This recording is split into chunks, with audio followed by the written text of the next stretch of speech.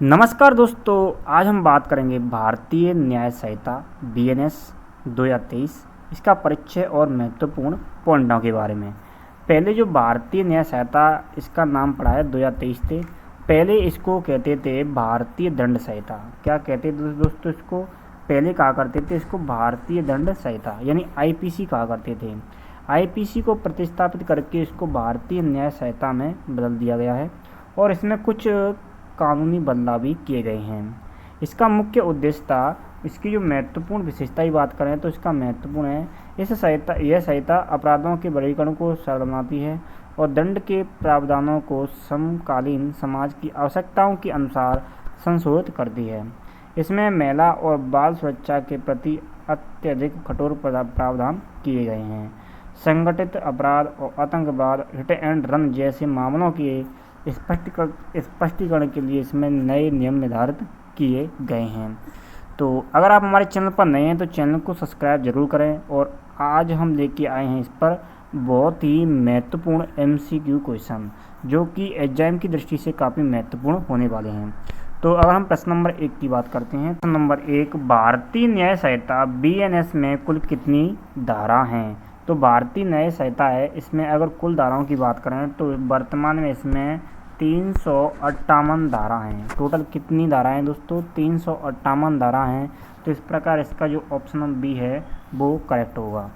अब बात करते हैं अगले सवाल की। प्रश्न नंबर 2 की। तो प्रश्न नंबर 2 है, BNS की कौन सी धारा संहिता के नाम और इसके लागू होने और क्षेत्राधिकार से संबंधित है? तो BNS की कौन सी धारा यानी भारतीय न्याय संहिता की कौन सी धारा संहिता के नाम, उसके लागू होने और अधिकार क्षेत्र से संबंधित है? तो इस धारा का नाम है धारा 1। धारा 1 इसमें इस संहिता के नाम और लागू और क्षेत्र अधिकार से संबंधित है। तो इस प्रकार इसका जो right answer option number C correct हो जाएगा। अगले सवाल प्रश्न नंबर 3 की बात करेंगे। BNS की धारा 2 मुख्य रूप से किससे संबंधित है? तो BNS की जो धारा है वो मुख्य रूप से महत्वपूर्ण शब्दों की परिभाषा देती है। यानी महत्वपूर्ण शब्दों की परिभाषा क्या है? जैसे कि अगर बात करें तो इसमें जो भारतीय न्याय संहिता क्या है, इसके मूल कानूनी अधिकार क्षेत्र क्या हैं, इसको यह प्रदान करती है, यानी उसको डिफाइन करती है। तो इस प्रकार इसका जो right answer option number B correct होगा। अगले सवाल की बात करते हैं। तो अगला, कोई व्यक्ति भारत से बाहर कोई अपराध करता है जो भारत में विचारणीय है, तो किस धारा के तहत उस पर कार्रवाई की जाएगी? यानी किस धारा के तहत उस पर कार्रवाई की जाएगी भारत सरकार के द्वारा? तो देखा जाए तो इसमें जो धारा 3 है, धारा 3 के तहत उस पर कार्रवाई की जाएगी। तो इस प्रकार ऑप्शन नंबर C इसका करेक्ट आंसर है। अगले सवाल की बात करेंगे। अगला सवाल हमारे पास इस प्रकार है। प्रश्न नंबर 5 की बात करते हैं। BNS की धारा 4 के तहत पहली बार किस नए प्रकार के दंड को शामिल किया गया है? तो भारतीय न्याय संहिता की धारा 4 के तहत पहली बार किस प्रकार के नए दंड को शामिल किया गया है? तो इसमें जो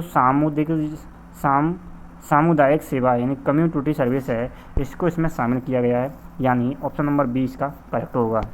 अगले सवाल की बात करेंगे प्रश्न नंबर 6 की। तो प्रश्न नंबर 6, BNS की धारा 4 के अनुसार अदालतों द्वारा कुल कितने प्रकार के दंड दिए जा सकते हैं?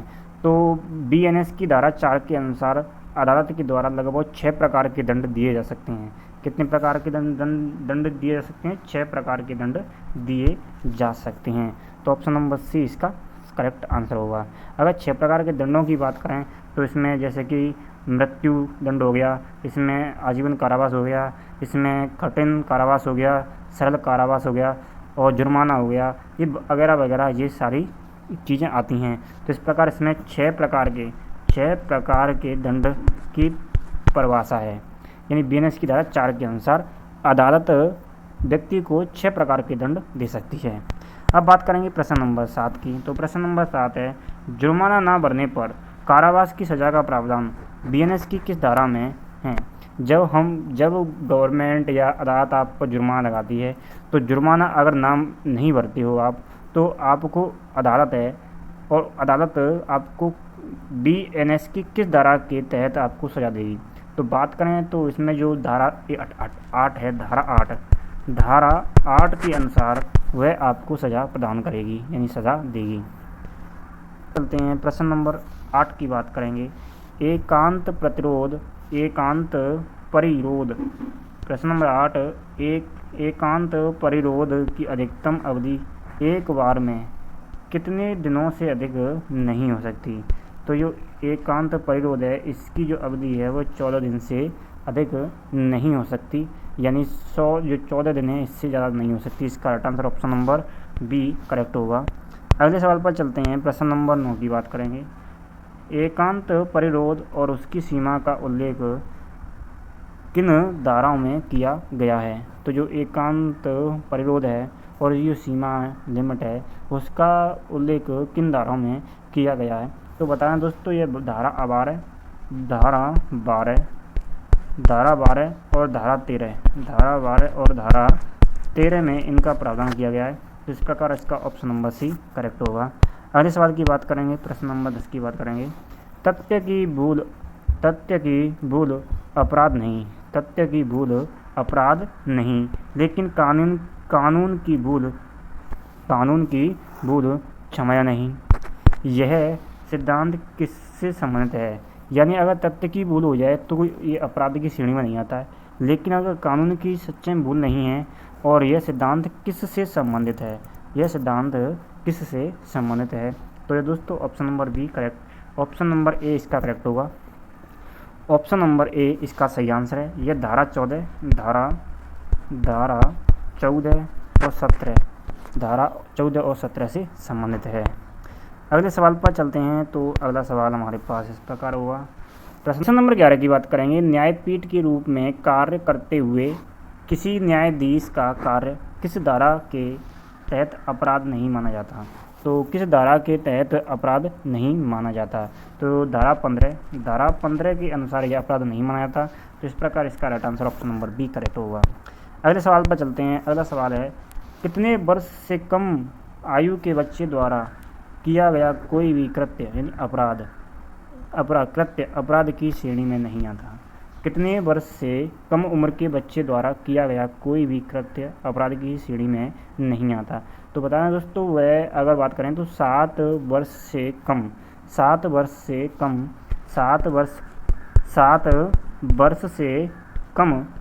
का अगर कोई बच्चा है, अगर उसके द्वारा कोई अपराध कृत्य हो जाए तो वह अपराध की श्रेणी में नहीं आता। तो इस प्रकार इसका ऑप्शन नंबर सी करेक्ट हो जाएगा। अगले सवाल की बात करेंगे। प्रश्न नंबर 13 की बात करेंगे। प्रश्न नंबर 13, बीएनएस की कौन सी धारा 7 से 12 वर्ष के अपरिपक्व समझ वाले बच्चों के कृत्य को अपवाद मानती है। क्या मानती है दोस्तों? अपवाद मानती है। अपवाद मतलब उसको अपराध की श्रेणी में कम मापती है। तो अगर बात करें तो यह धारा 21 है। धारा 21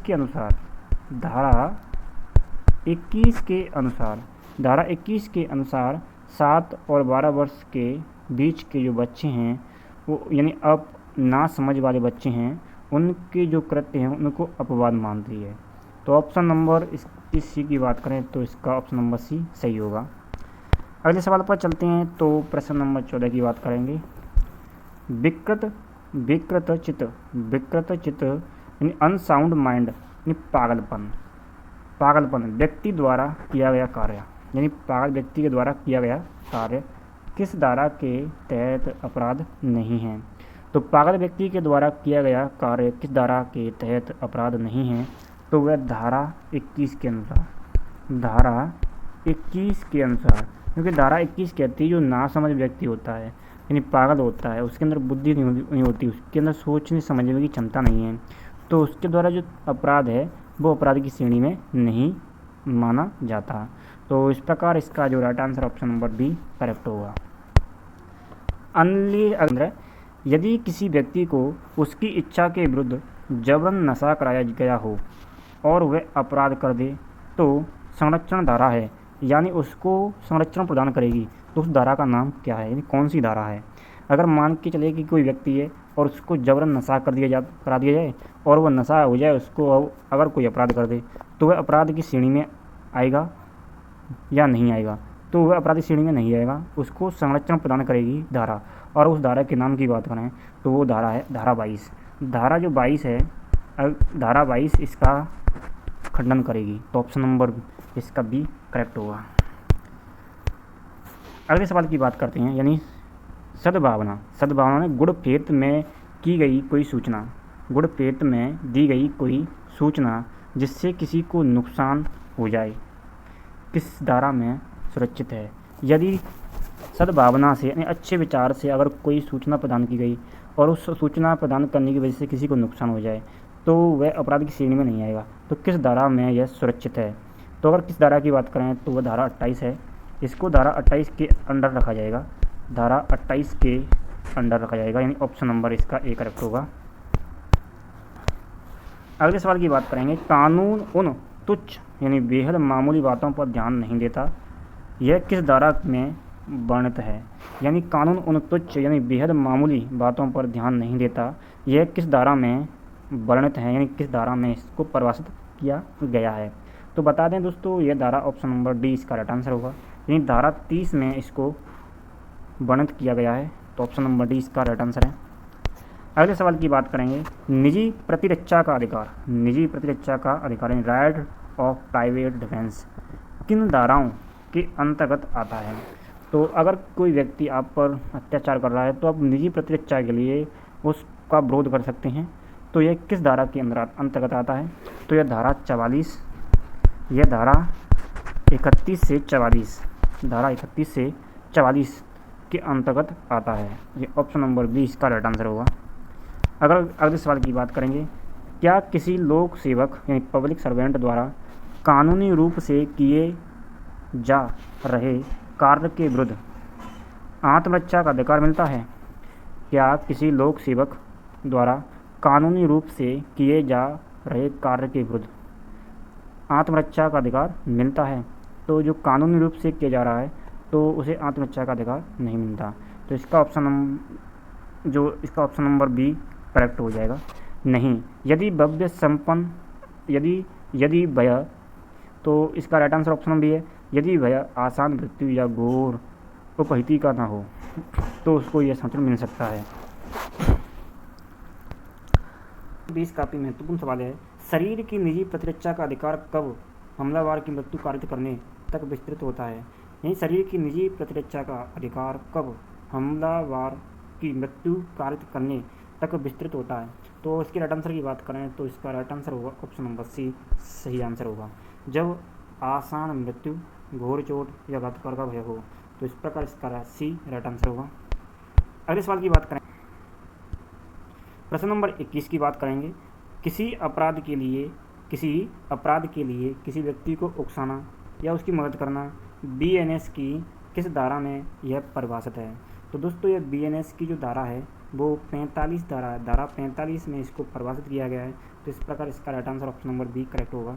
अगले सवाल की बात करते हैं, इसकी बात करेंगे, जो व्यक्ति अपराध का दुष्प्रेरण यानी उकसाने का कार्य करता है उसे क्या कहा जाता है। जो उकसाने का कार्य करता है उसे दुष्प्रेरक कहा जाता है। ऑप्शन नंबर ए इसका राइट आंसर हो जाएगा। अगले सवाल की बात करेंगे, प्रश्न नंबर 23 की बात करेंगे, आपराधिक षड्यंत्र यानी क्रिमिनल कंसिक्वेंसी की परिभाषा और दंड का प्रावधान किन धाराओं में है। यानी आपराधिक षड्यंत्र की परिभाषा और दंड का प्रावधान किन धाराओं में निहित है। तो अगर किन धाराओं की बात करें तो इसमें ऑप्शन नंबर सी इसका राइट आंसर हो जाएगा, यानी धारा 59 से लेकर 60 तक इसमें जो दंड का प्रावधान निहित है। Option number C correct answer हो जाएगा।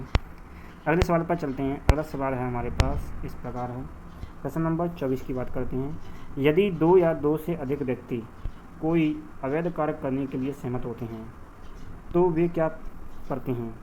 यदि 2 या 2 से अधिक व्यक्ति कोई अवैध कार्य करने के लिए सहमत होते हैं तो वे क्या करते हैं, यानी वे क्या कहलाते हैं।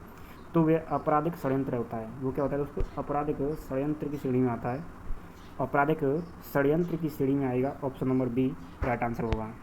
अगले सवाल की बात करेंगे, प्रश्न नंबर 25 की, अपराध करने के प्रयास के लिए दंड का सामान्य सिद्धांत किस धारा में है? दंड का सामान्य सिद्धांत किस धारा में है? अगर कोई अपराध का प्रयास करता है तो उसके दंड का प्रावधान किस धारा में निहित है? तो अगर इसके राइट आंसर की बात करें तो इसका राइट आंसर होगा option number C, correct answer होगा। यानी 61, धारा 61 में अगर कोई व्यक्ति अपराध करने का प्रयास करता है तो उसको सामान्य दंड दिया जाएगा धारा 61 के अनुसार। अगले सवाल की बात करेंगे, प्रश्न नंबर 26 की। भारतीय न्याय संहिता बीएनएस में बलात्कार यानी रेप को किस धारा में परिभाषित किया गया है? यानी बलात्कार की परिभाषा किस धारा में परिभाषित की गई है? तो अगर बात करें तो ये धारा 63 में परिभाषित की गई है। धारा 63 यानी बीएनएस भारतीय न्याय संहिता की धारा 63 में बलात्कार की परिभाषा को परिभाषित किया गया है। तो ऑप्शन नंबर 20 का करेक्ट आंसर होगा। अगले सवाल की बात करेंगे, प्रश्न नंबर 27 की। पहचान छुपाकर या शादी का झूठा वादा करके यौन संबंध बनाना किस धारा के अंतर्गत आता है? यहाँ पहचान छुपाकर या शादी का झूठा वादा करके यौन संबंध बनाना किस धारा के अंतर्गत आता है? तो अगर बात करें तो इसके राइट आंसर की, तो यह राइट आंसर होगा इसका option number C, correct answer है। यानी धारा 69 के अंतर्गत आता है। धारा 69 के अंतर्गत यह आता है। अगले सवाल की बात करें, प्रश्न नंबर बात करेंगे, सामूहिक बलात्कार के लिए न्यूनतम और अधिकतम दंड का प्रावधान किस धारा में आता है? तो अगर सामूहिक बलात्कार के लिए न्यूनतम और अधिकतम दंड का जो प्रावधान है वो किस धारा के अंतर्गत आता है? तो अगर इसके राइट आंसर की बात करें तो इसका राइट आंसर होगा option number B, correct answer होगा। यानी धारा 70। धारा जो 70 है इसके अंदर इसमें जो बलात्कारी है उसके लिए न्यूनतम और अधिकतम दंड का प्रावधान इस धारा में निहित है। यानी ऑप्शन नंबर बी करेक्ट होगा। अगले सवाल की बात करेंगे, प्रश्न नंबर 29 की। महिला की लज्जा भंग करने के इरादे से उस पर हमला करना अब बीएनएस की कौन सी धारा है? महिला की लज्जा भंग करने के इरादे से उस पर हमला करना अब बीएनएस की कौन सी धारा के अंतर्गत आता है? बीएनएस की कौन सी धारा के अंतर्गत आता है? तो वह धारा आता है 74 के। बीएनएस की धारा 74 के अंतर्गत यह आता है। तो ऑप्शन नंबर ए इसका करेक्ट होगा। अगले सवाल की बात करेंगे, प्रश्न नंबर 30 की। ताक झांक करना और पीछा करना क्रमशः किन धाराओं में दंडनीय है? अगर कोई व्यक्ति किसी के घर की ताक झांक करता है, निगरानी करता है या किसी व्यक्ति का पीछा करता है तो वह किस धारा के अनुसार उस पर दंडनीय यानी अपराध होगा, यानी उस पर दंड किया जा सकता है, उस पर केस किया जा सकता है? तो यह ऑप्शन नंबर इसका बी करेक्ट होगा। यानी धारा 77 और 78, धारा 77 और 78 के अनुसार यह दंडनीय अपराध होगा। तो ऑप्शन नंबर बी करेक्ट है। अगले सवाल की बात करेंगे, प्रश्न नंबर 31 की। दहेज मृत्यु का प्रावधान बीएनएस की किस धारा में सुरक्षित रखा गया है? यानी अगर कोई व्यक्ति दहेज के ऊपर किसी की मृत्यु करता है तो वह बीएनएस की किस धारा के अंतर्गत उस पर केस किया जा सकता है? तो अगर बात करें तो यह ऑप्शन नंबर बी इसका राइट आंसर होगा। यानी धारा 80। धारा 80 के अनुसार उस पर यह आपराधिक मामला दर्ज किया जा सकता है। यानी दहेज मृत्यु का प्रावधान बीएनएस की धारा 80 में सुरक्षित रखा गया है। ऑप्शन नंबर बी इसका राइट आंसर है। अगले सवाल की बात करेंगे। अगला सवाल है इस प्रकार, पति या उसके रिश्तेदारों द्वारा किसी महिला के साथ क्रूरता या घरेलू हिंसा करना किस धारा में अपराध माना जाता है? अगर उसके पति या उसके रिश्तेदारों के द्वारा अगर किसी महिला के साथ क्रूरता या घरेलू हिंसा करता है तो उस पर बीएनएस की कौन सी धारा के तहत उस पर कानूनी कार्रवाई की जाएगी? तो अगर बात करें तो उस पर कानूनी कार्रवाई की जाएगी तो बीएनएस की धारा 85 के अनुसार वह व्यक्ति अपराध की श्रेणी में आएगा। तो इसमें धारा 85 राइट आंसर है। ऑप्शन नंबर बी करेक्ट होगा। अगले सवाल की बात करेंगे, प्रश्न नंबर 33 की। महिला की सहमति के बिना उसका प्रश्न नंबर 33 की बात करेंगे। महिला की सहमति के बिना उसका जबरन गर्भपात कराना किस धारा में दंडनीय है? किस धारा में दंडनीय है? ये दंडनीय अपराध की श्रेणी में आता है। तो वह अपराध आता है धारा 84 के अनुसार। महिला की सहमति के बिना उसका जबरन गर्भपात कराना धारा 84 के अनुसार वह दंडनीय अपराध है, यानी ऑप्शन नंबर सी इसका राइट आंसर हो जाएगा। अगले सवाल पर चलते हैं। प्रश्न नंबर 34 की बात करेंगे। 12 वर्ष से कम उम्र के बच्चे को उसके माता पिता या उसके संरक्षक के द्वारा लावारिस छोड़ देना किस धारा में आता है? किस धारा में आता है? तो 12 वर्ष से कम उम्र के बच्चे को उसके माता पिता या संरक्षक के द्वारा लावारिस छोड़ देना वह धारा 90 के अनुसार उन व्यक्तियों पर यह केस किया जा सकता है, उस अपराध की श्रेणी माना जाएगा धारा 90 के अनुसार। इसका right answer option number C correct होगा। अगले सवाल पर चलते हैं। प्रश्न नंबर 35 पर भीख मांगने वाला या बाल श्रम के लिए बच्चों का अपहरण करना या उपयोग करना किस धारा में आता है? भीख मांगने के लिए, बाल श्रम के लिए बच्चों का अपहरण करना या उनका दुरुपयोग करना किस धारा के अंतर्गत आता है? तो यह धारा 92 के अनुसार, धारा 92 के अनुसार अपराध की श्रेणी में आएगा। ऑप्शन नंबर ए इसका राइट आंसर हो जाएगा। अगले सवाल पर चलें। प्रश्न नंबर 36 की बात करेंगे। बीएनएस की धारा 101 के तहत किसका दंड निर्धारित किया गया है? बीएनएस की धारा 101 के तहत किसका दंड निर्धारित किया गया है? ए चोरी, बी हत्या, सी मानहानि, डी डकैती। तो बीएनएस की जो धारा है, बीएनएस की धारा 101 के तहत उस व्यक्ति पर मर्डर का केस दर्ज किया जाता है, यानी हत्या का केस लगता है। बीएनएस की धारा 101 के अनुसार उस व्यक्ति पर दंड यानी हत्या का केस लगता है, तो इसका option number B right answer होगा इसका। अगले सवाल की बात करेंगे। प्रश्न नंबर 37 की आपराधिक मानवबद्ध जो हत्या नहीं है किस धारा में है? किस धारा में नियत है? तो अगर बात करें इसकी, तो यह धारा 100 में आता है। बीएनएस की धारा 100 में आता है, तो इस प्रकार इसका right answer option number A correct होगा। अगले सवाल की बात करेंगे। प्रश्न नंबर 38 की लापरवाही से गाड़ी चलाकर मौत का कारण बनने और भागने का नियम किस धारा में है? लापरवाही से गाड़ी चलाकर मौत का कारण बनने और भागने यानी हिट एंड रन का नियम किस धारा में आता है? हिट एंड रन का नियम किस धारा में आता है? तो दोस्तों यह धारा है 106। बीएनएस की धारा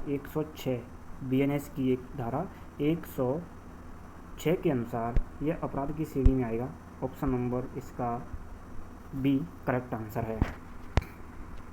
अगले सवाल की बात करेंगे। प्रश्न नंबर 39 की हत्या का प्रयास अब बीएनएस की कौन सी धारा है? हत्या का प्रयास अब बीएनएस की कौन सी धारा है? यानी हत्या का प्रयास अगर कोई करता है, आपको मारने का प्रयास करता है, तो आपको हत्या के प्रयास के लिए उस व्यक्ति पर बीएनएस ने भारतीय न्याय संहिता की कौन सी धारा के तहत उस पर अपराध की श्रेणी में आएगा और उस पर केस किया जा सकता है? तो यह बीएनएस की धारा है 109। बीएनएस की धारा 109 के अनुसार यह अपराध की श्रेणी में आएगा, यानी ऑप्शन नंबर सी इसका करेक्ट होगा। अगले सवाल की बात करेंगे। प्रश्न नंबर 40 की संगठित अपराध को पहली बार सामान्य दंड संहिता की किस धारा में शामिल किया गया है? अगर कोई व्यक्ति संगठित रूप से अपराध करता है, तो उसको पहली बार सामान्य दंड संहिता की किस धारा में शामिल किया गया है और उस पर कौन सी धारा लागू होगी? उस व्यक्ति पर कौन सी धारा लागू होगी? उस व्यक्ति पर धारा 101 लागू होगी। धारा 101 के अनुसार वह अपराध की श्रेणी में आएगा, यानी ऑप्शन नंबर ए इसका करेक्ट हो जाएगा। अगले सवाल की बात करेंगे। प्रश्न नंबर 41 की बात करेंगे। तो पॉकेट मारी मतलब पॉकेट चोरी, मोबाइल झपटमारी जैसे छोटे संगठित अपराधों की धारा कौन सी है? ये छोटे अपराधों की संगठित धारा कौन सी है? तो ये दोस्तों धारा ऑप्शन नंबर इसमें धारा 114 है, जिसके अनुसार यह अपराध की श्रेणी में आएगा। ऑप्शन नंबर सी इसका राइट आंसर है। अगले सवाल की बात करेंगे। प्रश्न नंबर 42 की आतंकवादी कृत्य को स्पष्ट रूप से परिभाषित किस धारा में किया गया है? आतंकवादी कृत्य को स्पष्ट रूप से किस धारा में परिभाषित किया गया है? तो आतंकवादी जो कृत्य है उसको धारा 113 में परिभाषित किया गया है। ऑप्शन नंबर धारा 113 ऑप्शन नंबर इसका सी करेक्ट हो जाएगा। अगले सवाल की बात करेंगे प्रश्न नंबर 43 की। स्वेच्छा से किसी को साधारण चोट या गंभीर चोट पहुंचाना क्रमशः किस धारा में है? स्वेच्छा से किसी को साधारण चोट या गंभीर चोट पहुंचाना क्रमशः किस धारा में निहित है? तो यह धारा 106 से 107 में निहित है। तो ऑप्शन नंबर सी करेक्ट हो जाएगा। अगर बात करेंगे अगले सवाल प्रश्न नंबर 44 की बात करेंगे। किसी व्यक्ति पर तेजाब फेंकना या उसका प्रयास करना किस धारा में गंभीर अपराध है? तो यह दोस्तों धारा 117 के अनुसार गंभीर अपराध है। धारा 17 के अनुसार उस पर गंभीर मामले के अकॉर्डिंग उस पर धारा दर्ज की जाएगी। ऑप्शन नंबर इसका बी करेक्ट होगा। अगले सवाल की बात करेंगे प्रश्न नंबर 45। किसी व्यक्ति को निश्चित दिशा में जाने से रोकना सदोष अवरोध किस धारा में है?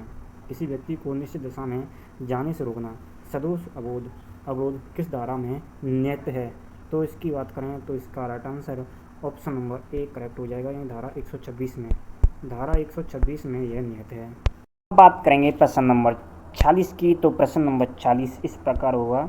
किसी व्यक्ति को चारों तरफ से बंद कर देना ताकि वह कहीं ना जा सके, यानी यह किस धारा में निहित है? यानी किस धारा के अधीन उस पर अपराध का मामला दर्ज किया जा सकता है? तो अगर बात करें तो अगर कोई व्यक्ति है आपको आंशिक रूप से या कष्ट पहुंचाने की वजह से आपको चारों तरफ से कमरे में बंद कर दे, चारों तरफ से बंद कर देता है, तो वह किस धारा के अधीन उस पर आपराधिक मामला दर्ज होगा? तो यह धारा 127 है। धारा 127 के अनुसार यह आपराधिक मामला उस पर दर्ज होगा। ऑप्शन नंबर बी इसका राइट आंसर है। अगले सवाल की बात करेंगे तो प्रश्न नंबर 47 की बात करते हैं।